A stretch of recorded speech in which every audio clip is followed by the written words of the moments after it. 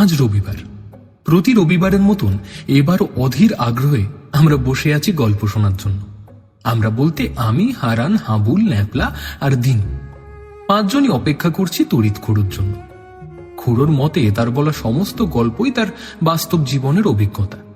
তবে তার গল্পের সমস্তটা যে আমরা বিশ্বাস করি তেমনটা কিন্তু নয়, বরং বেশিরভাগই আমাদের কাছে অবিশ্বাস্যই ঠেকে। কিন্তু খুড়োর কাছে তা প্রকাশ করলেই বিপত্তি। তিনি বেঁকে বসে। তবুও গল্প শোনা ও বলার দুপাক্ষিক অমোঘ নেশার জন্যই হোক অথবা খুড়োর ভালো শ্রোতার অভাবের জন্যই হোক, প্রতি রবিবার কিন্তু একদম নির্দিষ্ট সময় খুড়ো এসে হাজির হবেনই আমাদের কাছে। অবশ্য আমরাও সমভাবেই অপেক্ষায় অধীর হয়ে বসে থাকি। ওই যে খুড়ো আসছেন। খুড়োকে দেখে কিছুটা কৌতুকের সুরেই ন্যাপলা বলল, আরে খুড়ো, আসুন আসুন। তা মনে হচ্ছে আজ কিছুটা দেরি হয়ে গেল আপনার। গল্প বানাতে বানাতেই বুঝি এত দেরি? এই শোন, ওই ফচকেমিটি করিস না আমার সঙ্গে, বুঝতে পেরেছিস? আমাকে এভাবে চটিয়ে দেওয়া তো সহজ নয়, বুঝতে পারলি? আমার সব গল্প বানানো, হ্যাঁ? তাহলে গল্প শুনতে আসিস কেন? হ্যাঁ, না শুনলেই তো হয়, লেটা চুকে যায় তাহলে। হ্যাঁ, আহ ন্যাপলা, খুড়োকে চড়াচ্ছিস কেন? ওর কথা কিছু মনে করবেন না খুড়ো, জানেনই তো ওর কথার কোনো ঠিক নেই। তার চেয়ে আপনি বরং আমাদের একটা ভালো গল্প শোনান দেখি। এই ছুরি না, মানে আপনার বাস্তব জীবনের অভিজ্ঞতা, রোমাঞ্চকর কোনো ঘটনা আর কি। তা তোরা যতই আমার বলা গল্পগুলোকে গাঁজাখুরি ভাবিস না কেন ন্যাপলা, আমি নিজে জানি এগুলো কতটা সত্যি।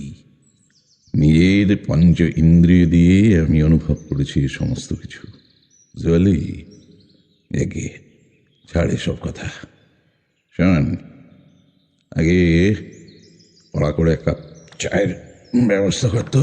যা যা যা যা যা যা। শুধুই কি চা, নাকি তার সঙ্গে দুটো গরম গরম সিঙ্গারা চলবে খুড়ো? সিঙ্গাড়া গরম গরম? হ্যাঁ, তা হলি মন্দ হয় না। বেশ আয়েস করে এই গল্পটা শুরু করা যায়। হ্যাঁ, তাহলে যা যা যা যা যা যা, দেরি করিস না, যা নিয়ে আয়। কিছুক্ষণের মধ্যে এক পেয়ালা স্পেশাল দুধ চিনি ছাড়া চা আর বেশ কটা গরম সিঙ্গারা হাজির হলো খুড়োর সামনে। গরম চা গলার মধ্যে এক ঢোকে গিলে তারপর একটা সিঙ্গারাতে কামড় বসিয়ে খুড়ো বলতে শুরু করলেন,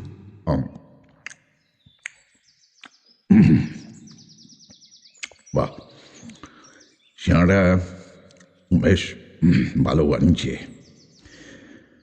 ঠিক আছে, চল আজকে আজকে তোদের যে ঘটনার কথা বলবো,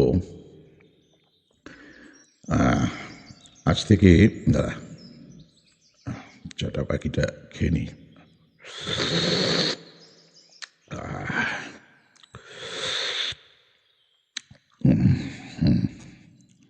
শোন, হ্যাঁ, আজকে তোদের যে ঘটনার কথা বলবো সেটা আজ থেকে প্রায় 30 বছর আগেকার কথা। তখনও আমার যুবক বয়স, জানিসই তো।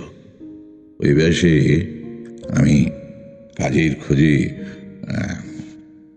ভ্রমণের পিপাসায় ভারতের নানা জায়গায় ঘুরে বেড়িয়েছি। এমন ঘুরতে ঘুরতে পৌঁছে গিয়েছিলাম বীরভূমের একটি ছোট্ট গ্রাম মধুপুরে। গ্রামটির প্রাকৃতিক সৌন্দর্য ও মানুষের সরলতা আমাকে ভীষণভাবে আকৃষ্ট করছিল, বুঝলি? সবুজে ঘেরা সেই ছোট্ট গ্রাম, বসবাস ধর ওই 200 মতো মানুষ হবে। হ্যাঁ, 200 মতো মানুষ হবে। বেশিরভাগই কৃষিকাজের সঙ্গে যুক্ত, কেউ কেউ মাছ ধরা অথবা বেতের ঝুড়ি ওনার সাথেও যুক্ত। গ্রামে ওই ধর চাষা, কুমোর, জেলে, তাঁতি, এই সমস্ত মানুষজন। আর হ্যাঁ, সাঁওতালও ছিল, সাঁওতালদের বাস। প্রত্যেকের মুখেই গ্রাম্য সরলতার ছাপ। পুরো 1 সপ্তাহ, বুঝতে পারলি? 1 সপ্তাহ সমস্ত গ্রামবাসীদের সাথে মিলেমিশে তাদের প্রাত্যহিক জীবন পরিদর্শন করে গ্রাম্য জীবনের সহজতায় মুক্ত হয়ে বেশ বেশ দিন কাটতে লাগলো। তো ভাবলাম 3-4 দিন থেকে এবার ফিরে যাব। কিন্তু ফিরে যাওয়ার ঠিক 3 দিন আগে ঘটল এক অদ্ভুত ঘটনা। হঠাৎ করে গ্রামের এক চাষি রাজু, হ্যাঁ সেই রাজুর 10 বছরের মেয়ে উধাও হয়ে গেল সন্ধ্যায়। তখন গ্রীষ্মকাল, গরমের চোটে সন্ধ্যায় পুকুরে স্নান করতে গিয়েছিল বাচ্চা মেয়েটি, তারপর হঠাৎ করে উধাও হয়ে যায়। তো সবাই অনেক খোঁজাখুঁজির পরেও মেয়েটির কোনো চিহ্ন পায়নি। এই ঘটনার পর সারা গ্রামে ছড়িয়ে পড়ে এক ভয়। বাচ্চা মেয়েটির এরকম একেবারে উধাও হয়ে যাওয়ার বিষয়টা কেউই ঠিকভাবে মেনে নিতে পারে না। এভাবে 2 দিন কেটে যায়, কিন্তু 3য় দিনে যা ঘটে তা কেউ ভাবতেও পারেনি। গ্রামের আরেকটি বছর আগেকের মেয়ে একই রকম ভাবে সন্ধ্যাবেলায় উধাও হয়। আর এরপর আরো 3 দিনের মাথায় আরেকটি বছর 10-এর মেয়ে উধাও হয়ে যায়। এইবার গ্রামে অদ্ভুত একটা আতঙ্ক ছড়িয়ে পড়ে। মেয়েগুলো উধাও হচ্ছে, কিন্তু তাদের কোনো রকম সন্ধান পাওয়া যাচ্ছে না। সবাই এসে চেপে ধরল আমাকে, এই সমস্যার একটা সমাধান করতে হবে। তো ততদিনে সেই গ্রামের মানুষগুলোর সাথে আমারও একটা প্রগাঢ় সম্পর্ক স্থাপন হয়েছে। আমিও গ্রামবাসীদের ওই শুকনো মুখগুলোর দিকে তাকিয়ে আর স্থির থাকতে পারলাম না। গ্রামে আসা ইস্তক ওই গ্রামের একটা পরিত্যক্ত বাড়িতেই আমি থাকতাম। গ্রামবাসীরাই সেই ব্যবস্থা করে দিয়েছিল, আর আমার সমস্ত খাবার দাবারের দায়িত্ব নিয়েছিল গ্রামের এক চাষি নিতাই মাঝি। প্রথমে কাচুমাচু করলেও পরেও রাজি হয়। আর ওর সাহায্যেই প্রায় পুরো গ্রাম ও গ্রামের ওই দক্ষিণের জঙ্গলটাও তন্ন তন্ন করে খুঁজি। কোনোভাবে কোনো নিশান পাওয়া গেল না ওই বাচ্চা মেয়েগুলোর, অথবা ওদের নিখোঁজের কোনো রহস্যের সন্ধানও কিছু উল্কিনাড়া করতে পারলাম না। এরই মধ্যে আরও বেশ কটা দিন পেরিয়ে গেছে, অথচ কোনোভাবে এই রহস্যের কোনো কিনারা খুঁজে না পেয়ে কিছুটা হতাশ হয়ে আমি নিতাইকে প্রশ্ন করি, আচ্ছা নিতাই, এই গ্রামের অথবা জঙ্গলের কোনো অংশ কি বাদ পড়েছে আমাদের? হ্যাঁ, না তো বাবু, শুধু ওই দক্ষিণের জঙ্গলে একদম শেষে একটা মন্দির আছে, ওইটুকুই যা আপনাকে নিয়ে যাইনি আমি। আসলে বহু পুরনো পরিত্যক্ত মন্দির, কোনোদিনই গায়ের কেউ ওখানে যায় না। কিসব অভিশাপ নাকি আছে টাছে। আপনারা শহরের মানুষ, জানি এসব বিশ্বাস করবেননি, কিন্তু এসব অভিশাপ ছেড়ে দিলে ওই পুরনো মন্দিরে সাপ খোপের উৎপাতও আছে। না সেটা তুমি কি করে জানলে নিতাই? তুমি তো ওখানে কখনোই যাওনি। তা তুমি কেন? গ্রামের কেউই তো যায়নি। তা ঠিক বাবু, কিন্তু এই মন্দিরের আশেপাশে অনেক সাপের খোলস পড়ে থাকতে দেখেছে কাঠুরিয়ারা। তা থেকে গ্রামবাসীদের আন্দাজ এই যে ওই মন্দির ভয়ঙ্কর সাপেদের বাসস্থান, বুঝলেন? তাই কোনোভাবে ওই মন্দিরে আপনাকে নিয়ে যাওয়া আমার সুরক্ষিত মনে হয়নি আর কি। না কিন্তু নিতাই ওই মন্দিরে তো আমাদের যেতেই হবে। আমার কেন জানি না মনে হচ্ছে যেন এবার এই রহস্যের সমাধান ওই মন্দিরে গিয়েই পাবো আমরা। আর আমাদের হাতে যেহেতু শুধুমাত্র আজকের রাতটা, তাই আজকে রাতে ওই মন্দিরে আমাদের যেতেই হবে। আর কোনোভাবে তুমি যদি ওই মন্দিরে যেতে না চাও, তাহলে শুধুমাত্র মন্দিরে যাওয়ার রাস্তাটা আমাকে দেখিয়ে দিলেই হবে, আমি একাই যাব। না না না বাবু, তা কি করে হয়? আপনি হলেন গে আমাদের গায়ের অতিথি, আপনাকে এভাবে একা বিপদে ফেলে যায় কি করে কন্দিনি? এ আমার ধম্মে সইবে না। আচ্ছা, আপনি যখন চাইছেন আজ রাতেই আমরা ওই মন্দিরে যাব, কেমন? তবে তার আগে একবার আমাকে বাড়ি যেতে হবে। আপনার খাবার এবং জলের ব্যবস্থা করে তা নিয়ে আমি ফিরে আসব, কেমন? হ্যাঁ, সেটা তুমি যেও, তবে তার আগে এই মন্দির সম্পর্কে তুমি যা জানো সেটা আমি জানতে চাইনি, তাই বলো আমাকে। ওই মন্দির সম্পর্কে সেরম কিছু আমি জানি না বাবু। আমার জন্মের বহু পূর্ব থেকে ওই মন্দির পরিত্যক্ত অবস্থায় আছে। তবে বাপ ঠাকুরদার মুখ থেকে কিছু কিছু কথা শুনেছি ওই মন্দির সম্পর্কে। তবে তার কতটা সত্যি আর কতটা গুজব তা সম্পর্কে আমি কিছুই জানি না। আপনি সেটুকু শুনতে চাইলে আমি বলতে পারি। হ্যাঁ, সেটুকুই বলো। একেবারে কিছু না জেনে যুদ্ধক্ষেত্রে পা দেওয়ার থেকে তো তার অসংশোধিত ইতিহাসটুকু জেনে রাখা ভালো। বলো। এবারে নিতাই প্রথমে কিছুটা ইতস্তত হয়েই যেন বলতে শুরু করে সেই ইতিহাস। আমি যখন ছোট ছিলাম আমার ঠাকুরদা মূলত আমাকে এবং আমার ভাইদের ভয় দেখানোর জন্যই ওই মন্দিরের বিভিন্ন অলৌকিক গল্প শোনাতেন। তার কতটুক সত্যি আর কতটুকু মিথ্যে তা সত্যি আমার জানা নাই। আসলে এই যুগের ছেলেদের তুলনায় সে যুগের ছেলেরা অনেক বেশি দস্যিদামাল ছিল। যাতে ওই মন্দির চত্বরে আমরা কখনো না যাই, তাই সে মন্দির সম্পর্কে নানা রকম ভয়ঙ্কর গল্প ঠাকুরদা আমাদের বলতেন। এই গল্পগুলোর মধ্যে সব থেকে ভয়ঙ্কর ছিল ওই মন্দিরের দেবীর রূপের বর্ণনা।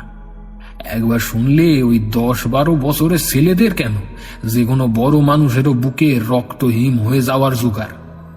সেই রূপের পুঙ্খানুপুঙ্খ বর্ণনা আমি আপনাকে দেব, মানে যেটুকু আমি ঠাকুরদার মুখে শুনেছি সেটুকুই আর কি। তার আগে এই দেবী মন্দির প্রতিষ্ঠার ইতিহাস সম্পর্কে আমি যতটুকু জানি আপনাকে কইতাছি। ঠাকুরদা বলতেন সেই সময় থেকে প্রায় 200 বছর আগে বিন্ধ্যাচল নামের কোন এক রাজা ওই মন্দির এবং ওই দেবী মূর্তি প্রতিষ্ঠা করেন। ওই মন্দির এবং ওই দেবী মূর্তির প্রতিষ্ঠার কারণ ছিল ওই রাজার একমাত্র পুত্রের দুরারোগ্য ব্যাধি নিরাময়ের জন্য। রাজা বিন্ধ্যাচলকে কোন এক তান্ত্রিক পরামর্শ দিয়েছিলেন যে জঙ্গলের এই কোণে মন্দির প্রতিষ্ঠা করে দেবী স্বর্ণচূড়ীকে প্রতিষ্ঠা করলে এবং তার কথা মতন বিশেষ বিধি মেনে চললে, দেবীর পুজো করে দেবীকে সন্তুষ্ট করতে পারলেই রাজার ছেলের দুরারোগ্য ব্যাধি একেবারেই নিরাময় হয়ে যাবে এবং রাজকুমার সুস্থ হয়ে যাবেন।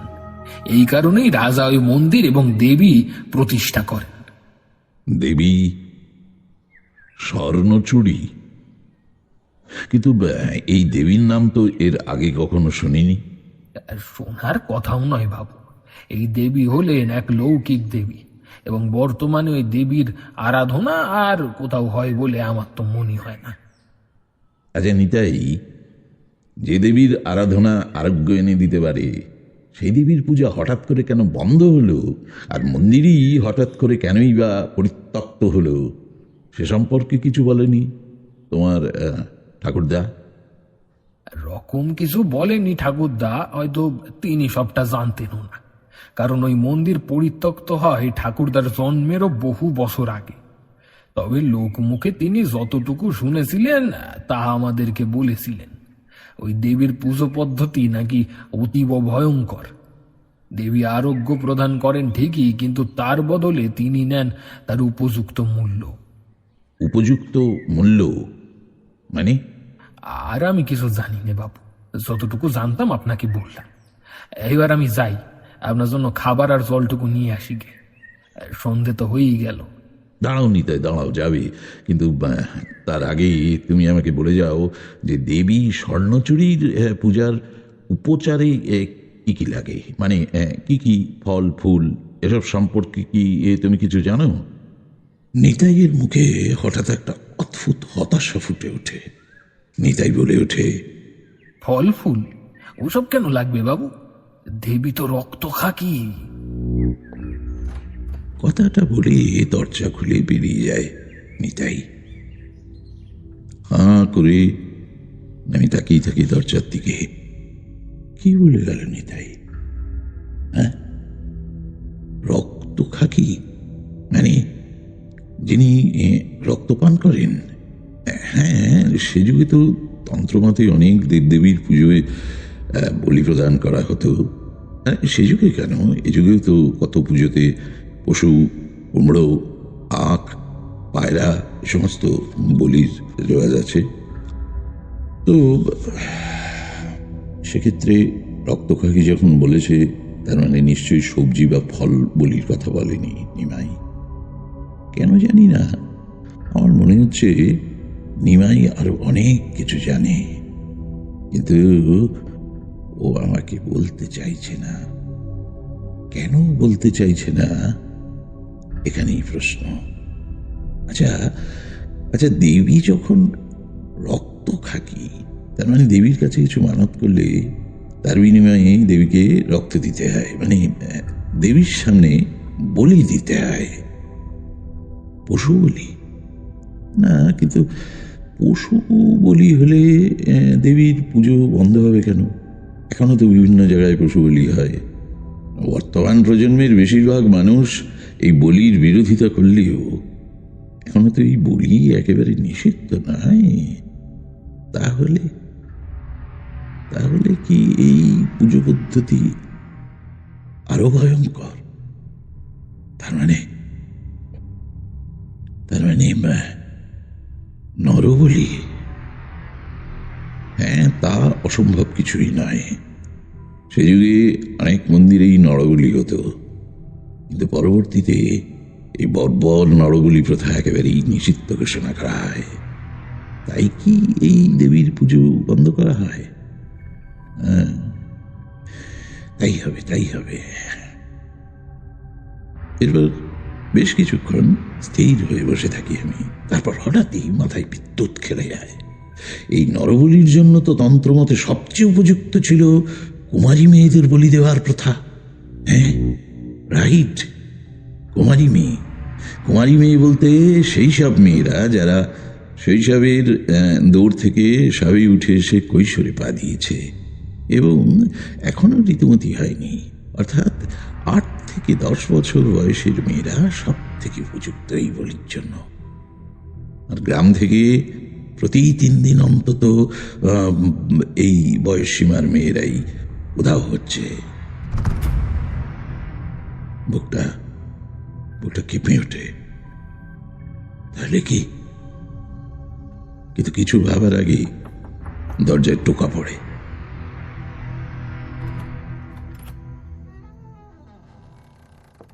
বাবু, এনান খাবার আর জল এনেছি।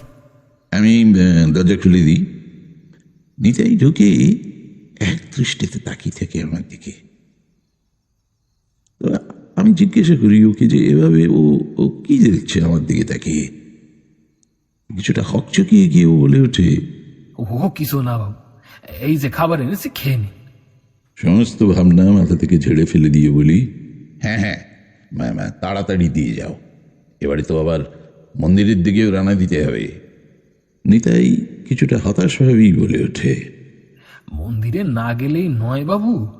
আমি অবাক দৃষ্টিতে ওর দিকে চেয়ে দেখি। তারপরে দৃঢ় স্বরে বলি, না, না গেলে একেবারেই নয়, বুঝতে পারলে? নিতাই কথা বাড়ায় না, আমাকে খাবার পরিবেশন করে সম্মুখে হতাশ দৃষ্টিতে বসে থাকে। আমি খাবার খেতে খেতেই নিতাইকে জিজ্ঞাসা করি, আচ্ছা নিতাই, তুমি দেবীর রূপের বর্ণনা দেবে বলেছিলে, কই গেলে না তো? নিতাই যেন এই কথাটা শুনে অন্য কোনো জগৎ থেকে এক ধাক্কায় বাস্তবে ফিরে আসে। তারপর মৃদু স্বরে বলে ওঠে, স্বর্ণচূড়ি দেবীর রূপের বর্ণনা বড়ই ভয়ঙ্কর। ঠাকুরদা বলতেন, অমাবস্যার আকাশের চেয়েও কালো দেবীর গাত্র বর্ণ। মুখে সবসময় ভয়ঙ্কর নিষ্ঠুর ঠান্ডা হাসি। মুখে দুপাশ দিয়ে বেরিয়ে থাকে দুটি সদন্ত। দেবীর জিভ সাপের মতন মাঝখান দিয়ে সেরা। পা পর্যন্ত এলানো ভেজা চুল, আর মাথায় হ্যাঁ, মাথায় এক বৃহৎ স্বর্ণের সাক্তি। এখান থেকেই দেবীর নাম হয় স্বর্ণসুরী। এতটুকু বলে নিতাই চুপ করল। বুঝলাম যে ও আর কিচ্ছুটি বলবে না। আমি উঠে হাত ধুতে গেলাম। নিতাইও থালা গুটিয়ে চলে গেল বাড়ির দিকে। ফিরে এলো প্রায় 1 ঘন্টা পর। ঘড়িতে তখন রাত 10টা। ও আসার পর আরো কিছুক্ষণ সময় লাগলো আমাদের বেরোতে। আমি আমার কাপড়ের ঝোলাতে কিছু জিনিস ভরে ওটা কাঁধে নিয়ে নিতাইকে বললাম যে এবার তাহলে যাওয়া যাক। তা নিতাই উঠে বসল। মনে হলো ওর দেহে যেন কোনো প্রাণ শক্তি নেই। আমরা বেরিয়ে পড়লাম মন্দিরের উদ্দেশ্যে। ঘড়িতে তখন আগেই বললাম যে ওই 10:30 পৌনে 11টা হবে। সেই যুগে ওরকম রাতে মানে পাড়াগায় তো মনে হতো যেন মধ্যরাত। হ্যাঁ, তারপর আবার অন্ধকার, অমাবস্যার রাত, আকাশে আলোর চিহ্নটুকু নেই। তাহলে বুঝতেই পারছিস মনে হচ্ছে সেই একেবারে মানে ঘোর ঘুটঘুটে অন্ধকার। সেই অন্ধকারে আমার সাথে শুধুমাত্র একটি হ্যারিকেন, নিতাইয়ের হাতে একটি লাঠি ছাড়া আমাদের কাছে আর কিছুই নেই, কোনো সম্বল নেই। এইটুকু সম্বল নিয়ে আমরা এগিয়ে চললাম মন্দিরের দিকে, হয়তো কোনো প্রাচীন অজানা শক্তির সাথে মোকাবিলা করতে। মন্দির প্রাঙ্গণে পৌঁছতে আমাদের সময় লাগলেও 15 মিনিট হবে। অন্ধকারে ঠিক মতো কিছু দেখা যায় না। হ্যারিকেনের আলোতেই যতটুকু দেখলাম এক প্রাচীন মন্দির। মন্দিরের গা থেকে সমস্ত প্লাস্টার খসে পড়ে মন্দিরটিকে একটি কঙ্কালসার স্থাপত্যে পরিণত করেছে। মন্দিরের বাহ্যিক পরিদর্শনের পর নিতাইয়ের থেকে মুখ ফিরিয়ে বললাম যে এবার তাহলে ভেতরে ঢোকা যাক। ঢুকলাম। মন্দিরে প্রবেশের দরজা যেদিকে আছে সেই দিকে নিতাই অঙ্গুলি নির্দেশ করল এবং তার দেখানো দিকে আমরা পা বাড়ালাম। কিছুটা যেতেই একটা পুরনো দরজা চোখে পড়ল আমার। দরজাতে হাত রেখে কিছুটা চাপ দিতেই দেখলাম দরজাটা খুলে গেল। ভেতরটা ঘুটঘুটে অন্ধকার। দরজা খুলতে কয়েকটা চামচিকে আমার মুখে ধাক্কা দিয়ে বেরিয়ে গেল বাইরের দিকে। নিজেকে সামলে নিয়ে খুব ধীরে ধীরে আমি মন্দিরে প্রবেশ করলাম। আর আমার পেছন পেছন প্রবেশ করল নিতাই। সামনের দিকে কিছুটা এগোতেই দড়াম করে একটা শব্দ। আমরা চমকে উঠলাম। শব্দটা মনে হলো আমাদের পেছন দিক থেকে এলো। পেছনে ঘুরে হ্যারিকেনটা কিছুটা তুলতেই দেখলাম আমরা যে দরজা দিয়ে এই মন্দিরে ঢুকলাম সেই প্রবেশদ্বার বন্ধ হয়ে গেছে। হ্যাঁ, ভেবে দেখ কি ভয়ঙ্কর অবস্থা। দরজা থেকে চোখ সরাতেই হঠাৎ করে আমার চোখ পড়ল নিতাইয়ের মুখের দিকে। ওই মুহূর্তে ওর মুখটা ভয়ঙ্কর রকম কঠিন দেখাচ্ছে। কোন রকম ভয়, দুশ্চিন্তা, হতাশা এ সমস্ত কিছুই নেই। এবার সামনের দিকে ঘুরে হ্যারিকেনটা সামনের দিকে তুলে ধরলাম। দেখলাম সম্মুখে এক ভয়ঙ্কর মূর্তি। দীর্ঘদিনের পরিত্যক্ত পরিবেশ মূর্তির গায়ে কোনোই আঁচ ফেলেনি। মূর্তিটি হুবহু নিতাইয়ের বর্ণনা করা দেবী মূর্তির মতো। লোক মুখে শোনা কথার এত নিখুঁত বর্ণনা কিভাবে হতে পারে? তাহলে কি এর আগেও নিতাই এখানে এসেছে? এই মন্দির সম্পর্কে সব কথাই যেন নিতাই একটু রেখে রেখেই বলছিল। হ্যাঁ, কেমন যেন সন্দেহজনক। এসব ভাবতে ভাবতে পেছন থেকে লাঠি জাতীয় কিছু একটা এসে সজোরে আঘাত করলো আমার মাথায়। হাত থেকে হ্যারিকেনটা পড়ে গেল। প্রচন্ড যন্ত্রণায় কুকড়ে গিয়ে আমিও বসে পড়লাম মাটিতে। এরপর আর কিছু মনে নেই আমার।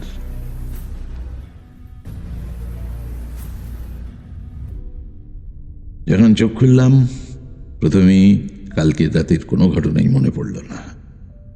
তারপর কিছুটা সময় যেতে কালকের রাতের সব ঘটনা ধীরে ধীরে মনে পড়তে লাগলো। সেই ভয়ঙ্কর রাত, মন্দির প্রাঙ্গণে এসে পৌঁছানো, মন্দিরের ভেতর প্রবেশ, ভয়ঙ্কর দেবীমূর্তি প্রদর্শন, যা হুবহু মিলে গেছে নিতাইয়ের বর্ণনার সাথে। আর তারপর হ্যাঁ মনে পড়েছে, মাথায় লাঠি জাতীয় কিছুর প্রচণ্ড আঘাত। ব্যাস এটুকুই, আর কিছু মনে নেই। ফিরে এলাম বর্তমানে। দেখলাম যে আমি মেঝেতে শুয়ে কাল সারা রাত এভাবেই তাহলে ছিলাম। দেখে মনে হলো এটা কোনো পুরনো ঘর। ঘরে দরজা জানলা কিছুই চোখে পড়ছে না, কিন্তু তাহলে এখানে এলাম কিভাবে? আমি কে আনলো এখানে আমাকে? বহু কষ্টে উড়ে বসলাম আমি। মাথায় ভয়ঙ্কর যন্ত্রণা এখনো। উঠে বসতেই দেখলাম ঘরের ডান দিকের দেওয়ালের ওপরের কোনো ফাটল থেকে সামান্য আলো এসে পড়েছে ঘরের মাঝখানটাতে। ওইটুকু আলো পুরো ঘরটাকে আলোকিত করতে না পারলেও এখন যে দিন সেটা বোঝাতে যথেষ্ট সক্ষম। হঠাৎ বুকটা কেঁপে উঠল আমার। নিজের সমস্ত বিপদের আশঙ্কা ছাপিয়ে মনে শুধু একটা ভয় উঁকে দিল, আজকেই গ্রামের আরেকটি কোনো বাচ্চা মেয়ের বলি চড়বে দেবী স্বর্ণচূড়ির কাছে। কিন্তু কেন কেন কে কিসের আকাঙ্ক্ষাতে আবার ওই ভয়ঙ্কর দেবীকে জাগিয়ে তুলতে চাইছে? এই দেবী তো আরোগ্য প্রদান করে অন্যের প্রাণের বিনিময়ে, কিন্তু এই গ্রামের কে এই পন্থা বেছে নিল স্বার্থপরের মতো? রাজা তো তার সন্তানের জন্য এই ভয়ঙ্করের সাথে সন্ধি করেছিলেন। তাহলে কি 200 বছর পরে এই গ্রামের কেউ সেই রাজার মতো তার সন্তানের জন্য এই ভয়ঙ্কর নিষ্ঠুরের আরাধনা করছে? কিন্তু কিন্তু কে কে সে? কার সন্তান অসুস্থ? এই গ্রামের নাকি বাইরের কেউ?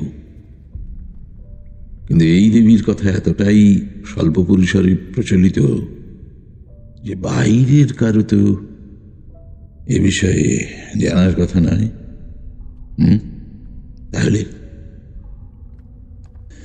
বেশ কিছুক্ষণ ভাবার পর হঠাৎ মাথায় একটা বিষয় ভেসে উঠল আমার।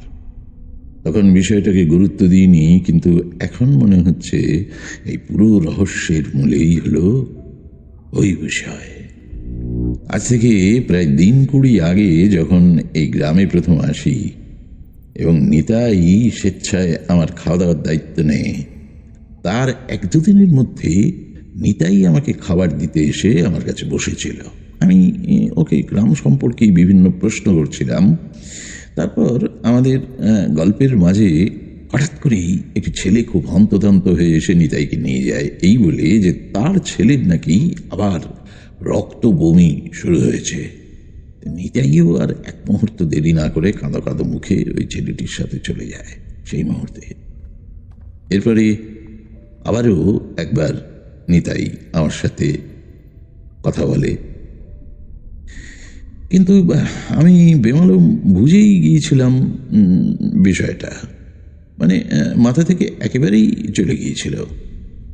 কথাটা হঠাৎ মাথায় আসতেই পুরো পৃথিবী কেঁপে গেল যেন আমার। তার মানে নিতাই এই সমস্তটা নিতাই করছে। এতগুলো বাচ্চা মেয়ের মৃত্যুর জন্য একমাত্র ও দায়ী।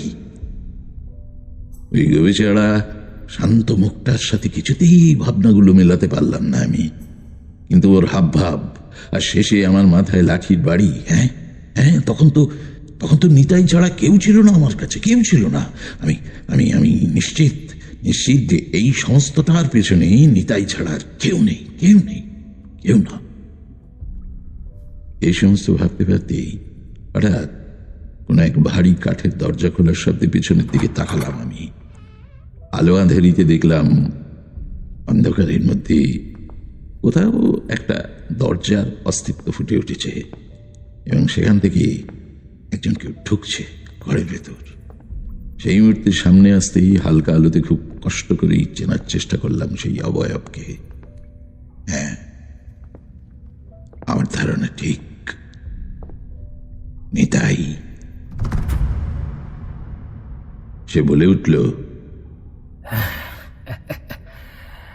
এখন কেমন ঠেকছে বাবু? মাথায় ব্যথা নেই তো? আপনাকে এতবার করে বললাম এখানে আসবেন না, এত চেষ্টা করলাম আপনাকে আটকানোর, কিন্তু আপনি তো নিজের জেদেই বসে থাকলেন। এখানে আসতেই হলো আপনাকে, শুধুমাত্র আপনার জেদের জন্য আপনার এই অবস্থা। নইলে গায়ের অতিথিকে কোনোভাবেই আঘাত করার ইচ্ছে আমার ছিল না বাবু, বিশ্বাস করুন, ছিল না। আমি স্থির দৃষ্টিতে তাকিয়ে থাকলাম নিতাইয়ের কঠিন মুখটার দিকে। ওর চেনা কণ্ঠস্বর আজ যেন ভীষণ অচেনা ঠেকলো আমার কাছে। কোনো কথা বলতে পারলাম না আমি। আমাকে চুপ থাকতে দেখে নিতাই আবার নিজের মনে বলে চলল, বাবু, আপনাকে আমি তখন সবটা কইনি, আপনিও তাই সন্দেহ করেছিলেন, তাই না? আপনার ধারণা একেবারেই ঠিক।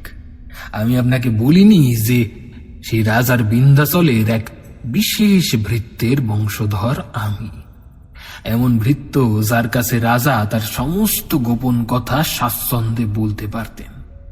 তবে এই বিষয়টা সম্পর্কে অবশ্য আমার পূর্বপুরুষ রাজার সেই ভৃত্যটিকে সবটা বলেননি। তাহলে আমি এত কিছু জানলাম কিভাবে, তাই তো? কি করব বলুন বাবু, সন্তানের টান যে বড় টান। এই গল্পের কিছু কিছু গল্প কথা আমি বাপ ঠাকুরদার কাছ থেকে শুনে এসেছি সেই ছোটবেলার থেকে। এও শুনেছিলাম যে সেই কাহিনীর একটি পুঁথি ওই রাজা আমার পূর্বপুরুষ ওই ভৃত্যটিকে রাখতে দিয়েছিলেন। আসলে সে যুগে ভৃত্য জাতীয় মানুষেরা লেখাপড়ার ধারে কাছেও যেত না, তাই পড়তে পারবে না জেনেই হয়তো। তা সে যাকে যা হোক, সে পুঁথি বংশ পরম্পরায় আমাদের কাছেই রয়ে যায়। তবে তা খুঁজে দেখেনি কেউ আগে, আসলে কারো দরকার পড়েনি, কিন্তু আমার দরকার পড়ল।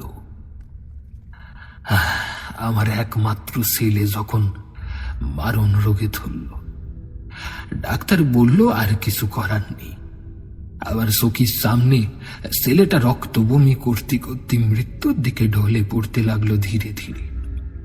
বাপ হয়ে কিভাবে নিজের ছেলের এই মৃত্যু যন্ত্রণা নিজের চোখে দেখি বলেন? না, আমি পারলুম না বাবু। যখন হাতের কাছে উপায় আসে, দেবী স্বর্ণচুরীকে সন্তুষ্ট করতে পারলেই তো আমার ছেলেটা আবার আগের মতন সুস্থ জীবনটাই ফিরে যেতে পারবে বাবু। তারপরেই আমি খোঁজা শুরু করলাম সেই পুঁথি। ভাগ্যক্রমে পেয়েও গেলাম জানেন। 9 পর্যন্ত লেখাপড়া শিখেছি, তাই সেই পুঁথি পড়তে কোনো অসুবিধে হলো না। সবটা পড়লাম, জানলাম এবং বুঝলাম। পুজোর উপাসারও পড়লাম, 3টে কুমারী মেয়ের বলি। ব্যাস ব্যাস ব্যাস ব্যাস, তারপরেই মা প্রকট হবেন আর আমার সন্তানও চিরতরে আরোগ্য লাভ করবে। হ্যাঁ হ্যাঁ হ্যাঁ বাবু, সব ব্যবস্থা ঠিক। কোন 3টি মেয়েকে বলি দেব তাও ঠিক করে ফেলেছি। তার মধ্যেই আপনি এসে হাজির। উটকো ঝামেলা যত সব। শহরের শিক্ষিত লোক, আপনার চোখে ধুলো দিতে না পারি তার জন্য আপনাকে চেনার জন্যই আপনার কাছে থাকবো বলে আপনার খাওয়া দাওয়ার সমস্ত দায়িত্ব নিজের ঘাড়ে তুলে নি। কিন্তু আপনার তো যাওয়ার নামই নেই। আর আমার ছেলেটার শরীরও দিন দিন আরো খারাপ হতে লাগলো। তাই কিছুটা বাধ্য হয়ে আমি আমার পুজো আচার শুরু করলাম। প্রথমে একটি কুমারী বলি, তার 3 দিনের মাথায় আরেকটি, আর আজ আরেকটি। ব্যাস ব্যাস, তাহলেই তো আমার সন্তানকে মা সারিয়ে দেবেন। কিন্তু কিন্তু এদিকে আপনি বাঁধ সাধলেন। উফ, আর 2 দিন অপেক্ষা করতে পারলেন না বাবু, আর 2 দিন? তাহলেই তো আপনাকে মারতে হতো না আমাকে। আমার সন্তান সুস্থ হয়ে উঠলে তো আমি এমনি তো এই গ্রাম থেকে অনেক দূরেই চলে যেতাম, যাতে কেউ আমাকে প্রশ্ন করতে না পারে যে ও কিভাবে সুস্থ হলো। সমস্তটা পরিকল্পিত ছিল বাবু, শুধুমাত্র আপনি। এতক্ষণ ধরে নিতাইয়ের কথাগুলো শুনতে শুনতে ঘৃণায় মনটা ভরে উঠেছিল, বুঝতে পারলি? নিতাইয়ের দিকে তাকানোর ইচ্ছেটুকু চলে গিয়েছিল আমার। ওর মুখের দিকে না তাকিয়েই আমি বললাম, ওরে পাষণ্ড, নিজের সন্তানকে বাঁচানোর জন্য অন্যের সন্তানদের কিভাবে নিজের হাতে হত্যা করলি তুই? কিভাবে? ওরাও তো সন্তান, কারো না কারো। তুই তো বাবা। না না না না না, তুই বাবা না, বাবা না, বাবা না, বাবা নামের কলঙ্ক। তুই বাবা না, তুই পিশাচ, নরপিশাচ।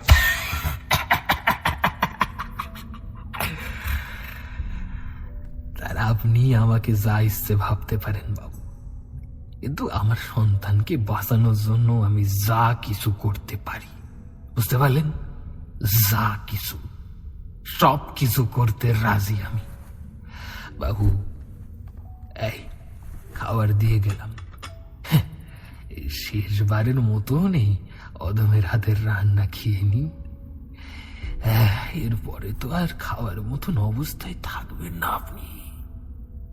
শুধুমাত্র আজকের কুমারী বলিটা ভালোভাবে সরিয়ে ছেলেটাকে সুস্থ করে তুলি আমি, ব্যাস। তারপর মায়ের কাছে আরো একটা অতিরিক্ত বলি দেব আমি, পূর্ণবয়স্ক পুরুষের বলি। আপনার আপনার বলি। তারপর এখান থেকে অনেক অনেক অনেক অনেক দূরে চলে যাব আমরা বাপ বেটা মিলে, অনেক দূরে, অনেক দূরে। এই কথা বলেই নিতাই দ্রুত পায়ে ঘর থেকে বেরিয়ে উল্টো দিক থেকে দরজাটা লাগিয়ে দিল সজোরে। যত বেলা বাড়তে লাগলো আমি অনুভব করলাম আমার বুকের ভেতরের শীতটাও ক্রমাগত বাড়তে শুরু করেছে। মৃত্যু হয় না, একদমই না। আরো একটি সরল নির্দোষ শিশুর বলির নিশ্চিত ক্ষণ এগিয়ে আসার ভয়। ঠিক, আরো একটি শিশুর বলির নিশ্চিত ক্ষণ। দেখতে দেখতে সন্ধ্যা নামল। ঘরের এক কোণে একটু আলো, সেই উৎসটুকু আধারের সাথে মিশে গেল। বিষের মতো শরীরে ব্যথা, চারিদিকে অন্ধকার। তাহলে কি সত্যি সব শেষ? এই শিশুটিকেও কি আমি বাঁচাতে পারবো না? এই সমস্ত ভাবতে ভাবতে ঠিক কতক্ষণ পেরিয়ে গেছে জানি না, হঠাৎ দরজা খোলার শব্দে সজাগ হলাম। দেখলাম একটি অবয়ব এগিয়ে আসছে। সামনে এসে আমার বাহুতে হাত রাখলো। সেই অবয়ব লৌহ কঠিন স্পর্শ, আমাকে টেনে কোথায় যেন নিয়ে গেল সেই হাত। দেখলাম সামনে বেশ কতগুলো মশাল জ্বলছে, আর সামনে সেই ভয়ঙ্কর দেবী মূর্তি, আর দেবীর পায়ের কাছে একটা হাঁড়ি কাঠ, আর তার সামনে এ তো মহেশের মেয়ে দুর্গা। আর 10 বছরের ছোট্ট দুর্গা সংজ্ঞাহীন অবস্থায় শুয়ে আছে মাটিতে। তবে কি আজ এই মেয়েটিকেই বলি হিসেবে, না না না না না না, এই মেয়েটিকেই বলি হিসেবে নিতাই নিবেদন করবে দেবী স্বর্ণচূড়ির কাছে। নিজের শরীরের সমস্ত শক্তি জড়ো করে আমি উঠলাম। নিতাই, দয়া করো, এই বাচ্চা মেয়েটাকে ছেড়ে দাও তুমি। ওর মুখের দিকে তাকাও তুমি একবার। এতটা সরল পবিত্র মুখটা, এই শিশুকে কিভাবে কিভাবে বলি দেবে তুমি? হ্যাঁ, তোমার হাত কাঁপবে না? কেউ তো তোমার সন্তানের মতো নিতাই। হ্যাঁ, এতটা পাষাণ হয়েও না, তুমি এতটা পাষাণ হয়েও না। তুমি তুমি তুমি তুমি তুমি তুমি তুমি বরং তুমি বরং আমাকে বলি দাও। হ্যাঁ, আমাকে বলি দাও। ওই ওই শিশুটিকে ছেড়ে দাও তুমি। হ্যাঁ, ছেড়ে দাও। আহ, আপনাকে বলি দিলে যে আমার কাজ হবে না বাবু। মাঝে মাঝে কুমারী বলিসান, তবে আপনিও মায়ের ভোগেই যাবেন। একটু একটু একটু সবর করুন। হ্যাঁ, তো তারা কিসে দেয়?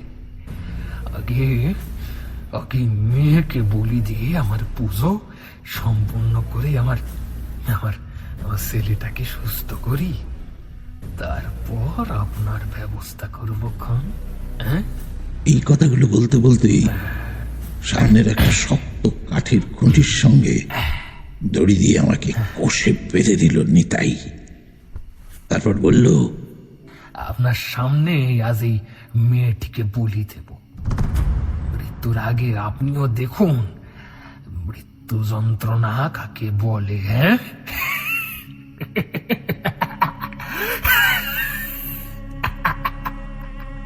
এই বলেই একটা পাত্রে জল নিয়ে দুর্গার চোখে মুখে ছিটিয়ে দেয় সে।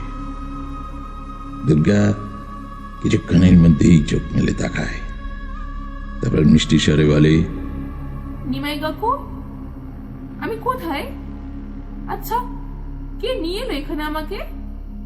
ও নিমাই কাকু, তুমি এমন সেরেছ কেন? লাল ধুতি, কালো তিলক। এই কথাগুলো বলা মাত্রই দুর্গাকে আর এক সেকেন্ড অবকাশ না দিয়ে ওকে কোলে তুলে নিয়ে ওর মাথাটা হাড়ি কাঠে পড়িয়ে দেয় নিমাই। দুর্গার আর কিছু বলতে পারে না, শুধু ওর মুখ থেকে বেরিয়ে আসতে থাকলো গোঁ গোঁ করে একটা যন্ত্রণাকাতর শব্দ। ঠিক এভাবেই আরো দুই শিশু কন্যাকে নিজের হাতে বলি দিয়েছে নিতাই। খড়গটা তুলে ধরে নিতাই, আর আর এক মুহূর্ত তারপরেই ওই বাচ্চার মাথাটা আলাদা হয়ে যাবে শরীর থেকে। না না, আর দেখতে পাচ্ছি না। আমি আমি আমি আমি চোখ বন্ধ করি, আর ঠিক ঠিক সেই মুহূর্তে একটা গলার স্বর শুনে চমকে উঠে আমি। একটা একটা ক্ষীণ বাচ্চা ছেলে বহু কষ্টে যেন বাবা বলে ডাকলো। শব্দের উৎসের দিকে তাকালাম আমি। একটা রোগা অসুস্থ বাচ্চা ছেলে, বুঝলাম নিতাইয়ের ছেলে। ওই বাচ্চাটি আবার বলে উঠল, দুর্গাকে ছেড়ে দাও তুমি। বাবা, তুমি খড়গটা ফেলে দাও। অন্য কারোর মৃত্যুর বদলে আমি আমার জীবন চাই না বাবা। বাবা, বাবা, দয়া করে তুমি বাচ্চাকে ছেড়ে দাও। দুর্গাকে ছেড়ে দাও, দয়া করে। নিতাইয়ের হাত থেকে খড়গ মাটিতে পড়ে গেল। ততক্ষণে নিতাইয়ের ছেলে এগিয়ে এসেছে বাবার কাছে।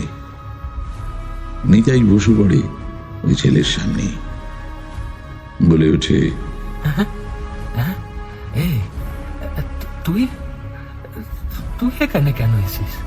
কিভাবে এসিস? আর তুই জানলি কি করে আমি আমি তোর জন্য এসব করছি? হ্যাঁ বাবা, আমি তো এই ইতিহাস শুনেছি।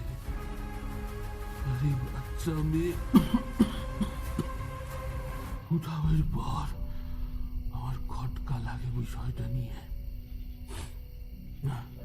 আমি জানি তুমি আমার জন্য সব করতে পারো।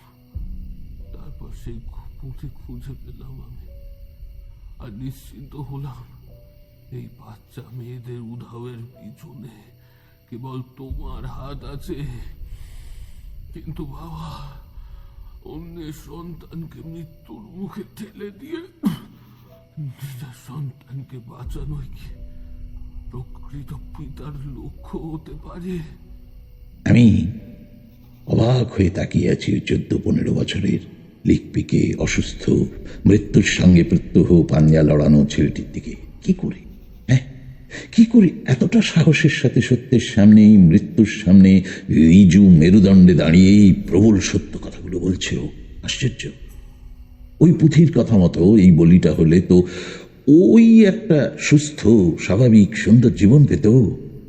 একটা একটা এতটুকু ছেলের কাছে কিভাবে সমস্ত সুখ সুস্থতা এমনকি জীবনের থেকেও আগে সত্যের স্থান হয়, ন্যায়ের স্থান হয়। দেখলাম ছেলেটি ওর বাবার হাত ছাড়িয়ে এগিয়ে গেল হাঁড়িকাঠের দিকে। দুর্গার মাথাটা বের করল ওখান থেকে। মেয়েটা কখন যেন সংজ্ঞা হারিয়েছিল কে জানে। একটা পাত্রে একটু জল নিয়ে দুর্গার চোখে মুখে ছিটিয়ে দিল ছেলেটি। দেখলাম ছেলেটি হালকা হাতে দুর্গাকে বসিয়ে দিল। ধীর স্বরে আমার দিকে আঙুল দেখিয়ে বলল, যা তো দুর্গা, দুর্গা ওর বাঁধনটা খুলে দে, যা।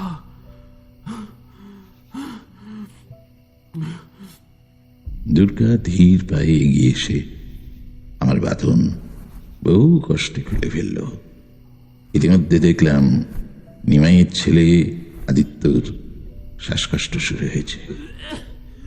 নিমাই ছেলের মাথা কোলে নিয়ে অঝরে কেঁদে চলেছে আর একভাবে বলে চলেছে,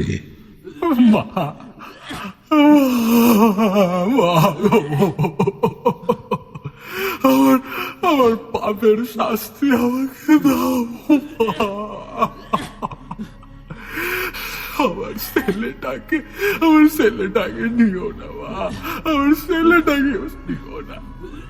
ওসে এসবের কিছুই জানতো না, মা। ওকে ওকে ওকে ঠিক করে দাও, মা। ওকে ওকে ঠিক করে দাও। না, ঠিক আর কিছুই হলো না। এবার আদিত্য বমি করতে শুরু করে, ভয়ঙ্কর রক্ত বমি। প্রায় 10 মিনিট রক্ত বমি করার পর ছেলেটা কেমন শান্ত হয়ে আসে। ওর চোখটা বুজে যায়, শান্ত নিশ্চিন্ত একটা মুখ। নিতাই দুবার ডেকে ওঠে, বাবা, বাবা, বাবা আদি,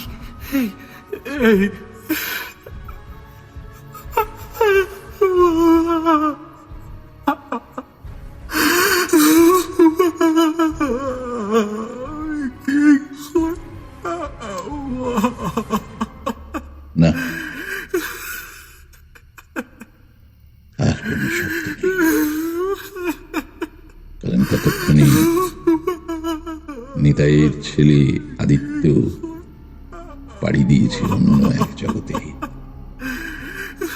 সে জগতে কষ্ট নেই, যন্ত্রণা নেই, মৃত্যু, ভয়, পাপ, স্বার্থ কিছু নেই, কিছু নেই। আছে শুধু অপার শান্তি। বেশ কিছুক্ষণ মৃত ছেলের মাথা কোলে নিয়ে বসে থাকেন নিতাই। তারপর ধীরে ধীরে ছেলের মাথা মাটিতে রেখে দাঁড়িয়ে ওঠে, পায়ে পায়ে এগিয়ে যায় খড়গের দিকে। তারপর মুহূর্তে খড়গটা তুলে এক কোপে নিজের ধর থেকে আলাদা করে দেয় নিজের মাথাটা। হ্যাঁ, দুর্গা ভয়ে সিটিয়ে ধরে আমাকে। আমি নির্বিকার হয়ে দাঁড়িয়ে থাকি। দেবী স্বর্ণচূড়ি তার 3য় বলি পেয়েছেন, তার পূজা সিদ্ধ হয়েছে। বলি মানে তো মনের ভেতরের সমস্ত অশুভ চিন্তা, অশুভ রিপুকে ঈশ্বরের পায়ে সমর্পণ। বলির মাধ্যম তো কেবল রূপক মাত্র। তাহলে কি এসে যায় বলির মাধ্যম কোনো কুমারী নাকি কোনো পূর্ণবয়স্ক ষড় রিপুযুক্ত মানব? দেবী বলি পেয়েছেন। এ পৃথিবীর সমস্ত কলুষতার বলি, সত্যের কাছে মিথ্যার বলি, মৃত্যুর কাছে জন্মের বলি। খুড়ো এরপর চুপ করে গেলেন। প্রতিটা গল্পের শেষেই এরকম গুম মেরে যান খুড়ো, হয়তো স্মৃতি রোমন্থন করেন। তবে এই গল্প শোনার পরে শুধু খুড়ো নয়, আমরাও বেশ অনেকক্ষণ চুপ ছিলাম। আর কেবল ভাবছিলাম এই পৃথিবীতে আদিত্যরা এত কম সময়ের জন্য আসেন কেন? আর একটু বেশি সময়ের জন্য এরা পৃথিবীতে থাকলে তো পৃথিবীর মধ্যে গজিয়ে ওঠা এত হিংসা, লোভ, ক্রোধ, স্বার্থপরতা অনেকাংশে কমে যেত। আমার ভাবনার মাঝে ছেঁদে হারান হঠাৎ বলে উঠল, বলছিলাম যে খুড়ো, আদিত্যরা এই পৃথিবীতে এত কম সময়ের জন্য আসেন কেন? আমি চমকে উঠলাম। ভাবনার এত মিল কিভাবে সম্ভব? খুড়ো বলে উঠলেন, এ পৃথিবীতে ভালো মানুষদের যে বেশি দিন থাকতে নেই রে, এই তো কালের অমোঘ নিয়ম, বুঝতে পারলি? সবাই একটা দীর্ঘশ্বাস ফেললাম একেবারে একসাথে। খুড়ো উঠে পড়ে একটা এক্সপোর্ট কোয়ালিটির বিড়ি ধরিয়ে বললেন,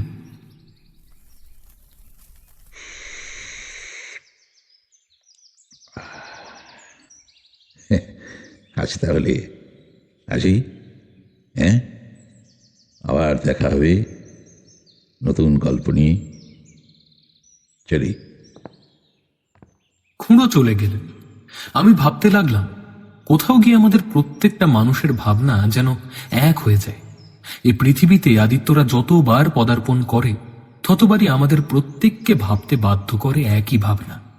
সেই ভাবনা আমাদের চোখে আঙুল দিয়ে শেখায়, ন্যায় আর সত্যের কাছে কখনোই মিথ্যায় স্বার্থপরতা জয়ী হতে পারে না। সে মৃত্যুর থেকে সত্যি আর কিচ্ছু নেই।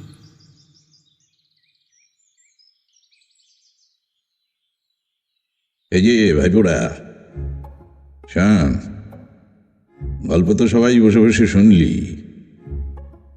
কিন্তু সেটা কেমন লাগলো সেটা না জানালে চলবে? শুধু গল্প শুনলে তো হবে না, শেয়ার করতে হবে, ভালো লাগলে জানাতে হবে কমেন্ট করে, হ্যাঁ? আর শোন, আগামীতে তো আরো গল্প নিয়ে আসবো, চ্যানেলটা সাবস্ক্রাইব করে সঙ্গে থাক। ভালো থাকিস, আবার দেখা হবে। চলি।